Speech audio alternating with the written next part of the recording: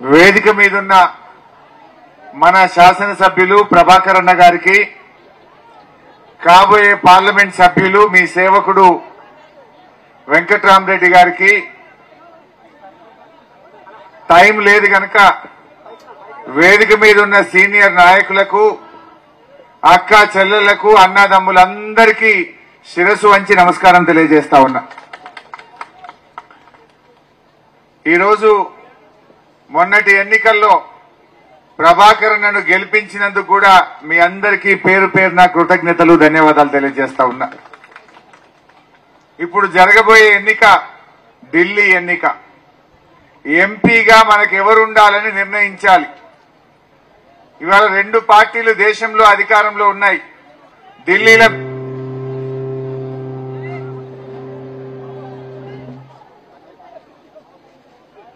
ఢిల్లీలో BJP party అధికారంలో ఉంది, రాష్ట్రంలో కాంగ్రెస్ పార్టీ అధికారంలో ఉంది.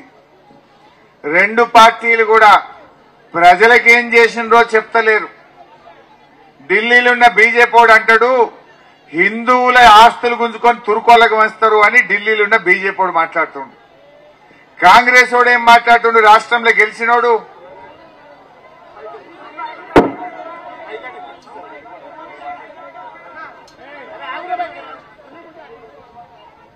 రాష్ట్రంలో ఉన్న కాంగ్రెస్ వాడు ఏం మాట్లాడుతుండంటే, పర్వాలేదురా భయ్ అట్లుండిగా, రాష్ట్రంలో ఉన్న కాంగ్రెస్ వాడు ఏమంటుండంటే రిజర్వేషన్లు పోతాయని వీడు మాట్లాడుతుండు.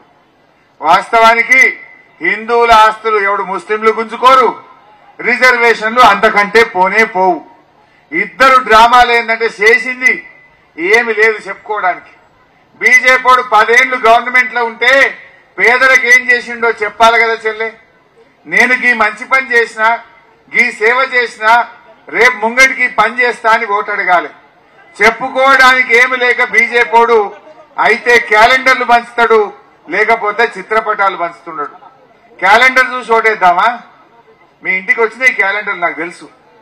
క్యాలెండర్ కడుపు నింపుతారా? ఏం చేసింది బీజేపీ? 10 ఏళ్లు బీజేపీ అధికారంలో ఉంటే మీ సిలిండర్ ధర 350 రూపాయల నుంచి 1000 రూపాయలు చేసింది. పెట్రోల్ డీజిల్ ధరలు 100 రూపాయలు దాటిచ్చింది.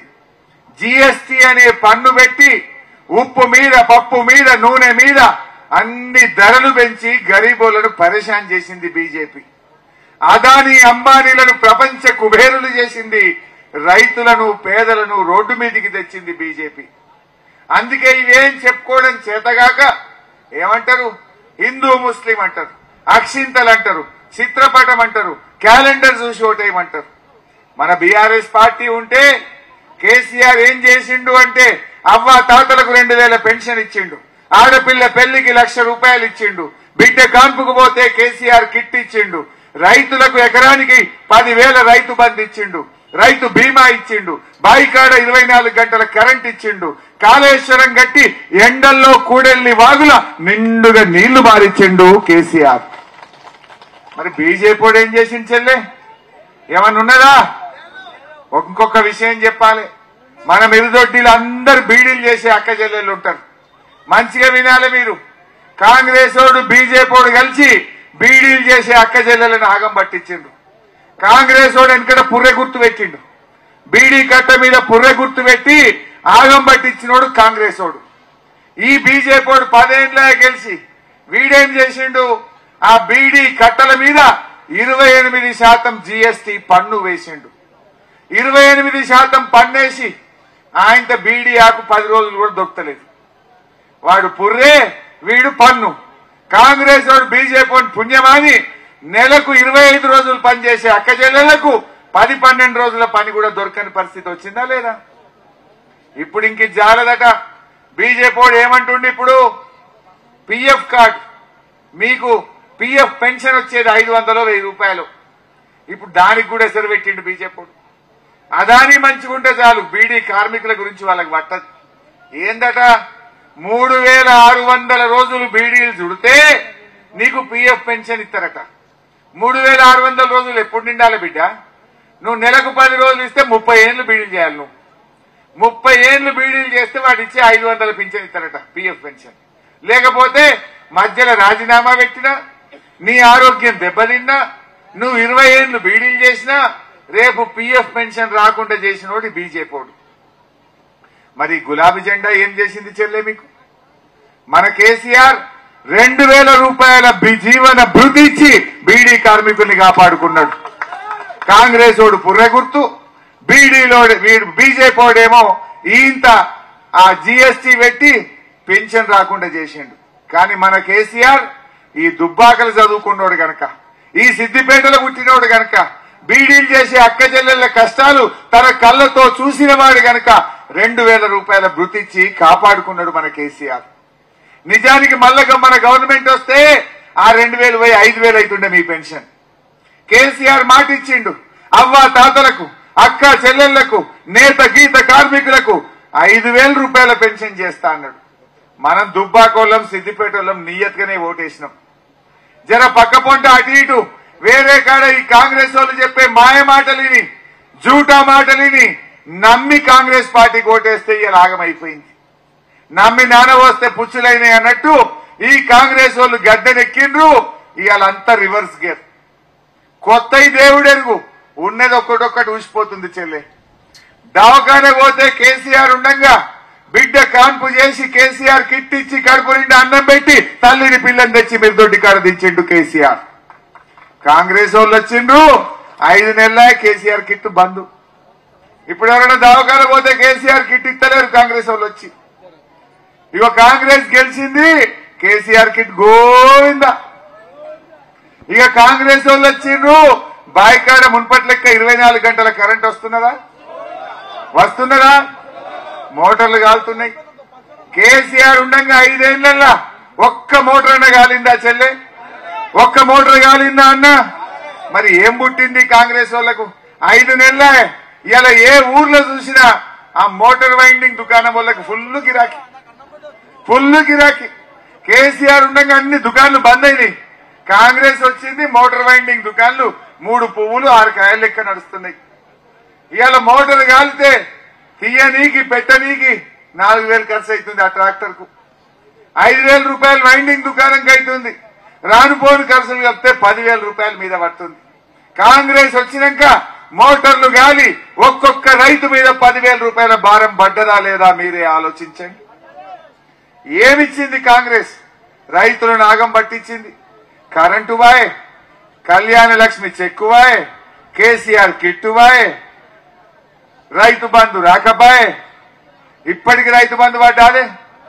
అరే కరోనా ఉండగా కష్టకాలములో కూడా మంత్రుల ఎమ్మెల్యేల జీతాలు పక్కకు పెట్టిండు, అన్ని పనులు ఆపిండు. రైతుకు మాత్రం టైం మీద రైతు బంధు ఇచ్చిండు మన కేసీఆర్.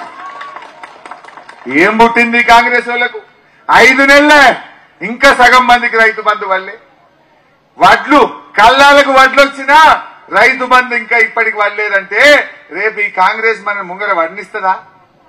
ఒకసారిగా టీవీలో చూపిస్తా, ముంగటుందోళ్ళకి కనబడదు కానీ వెనుకోళ్ళకి కనబడుతుంది.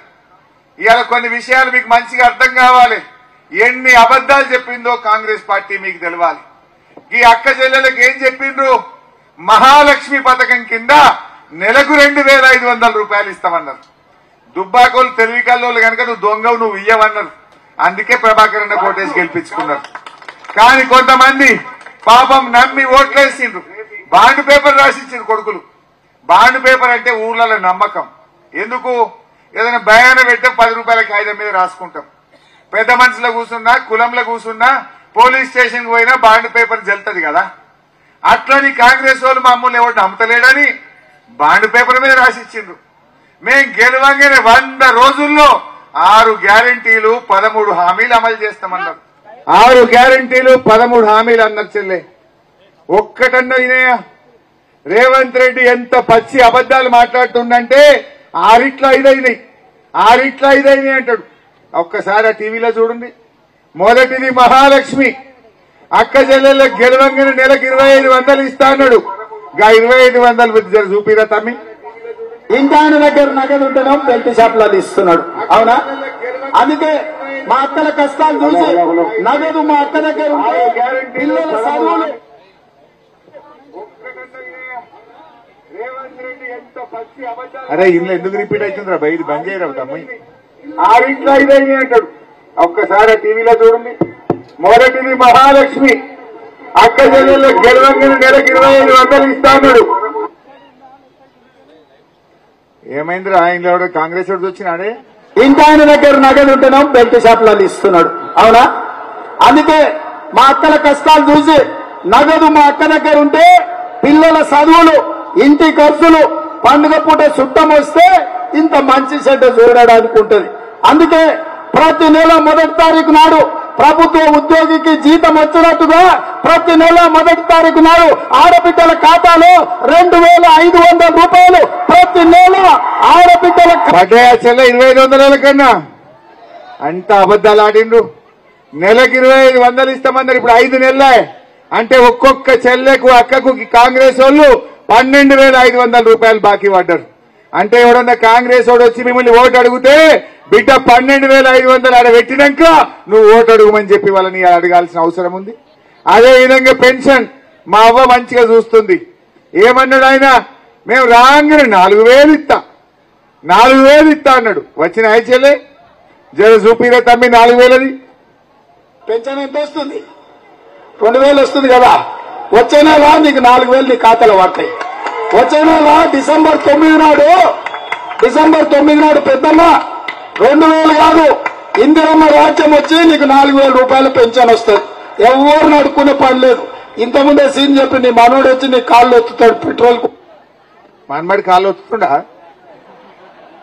మనమడి కాళ్ళు ఒత్తుతలేడు, 4,000 పడలేదు. అంటే ఈయన ఎంత ముద్దుగా అబద్ధం ఆడిండు. ఆనాడు కేసీఆర్ ఉండంగా 200 2,000 చేస్తా అంటే బరాబర్ చేయలేదా చెల్లె?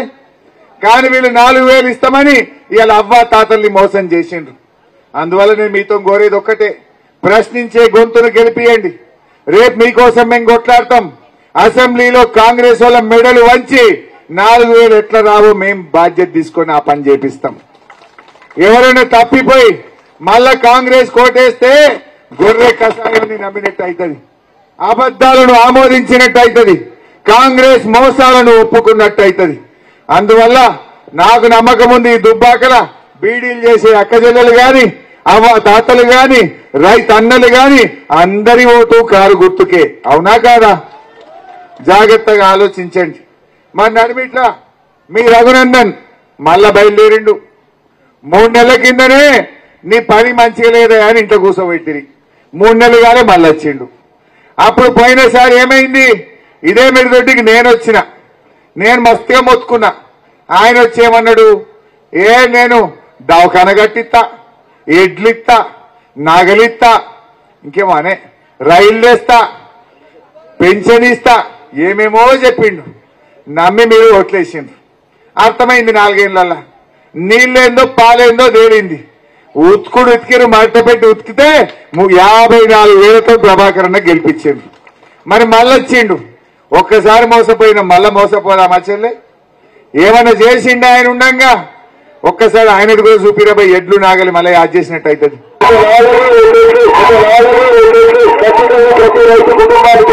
భారతీయ జనతా పార్టీ ప్రతి నిరుద్యోగి ప్రతి నెల 2,000 రూపాయలు వ్యక్తిగతంగా ఇంప్లిమెంట్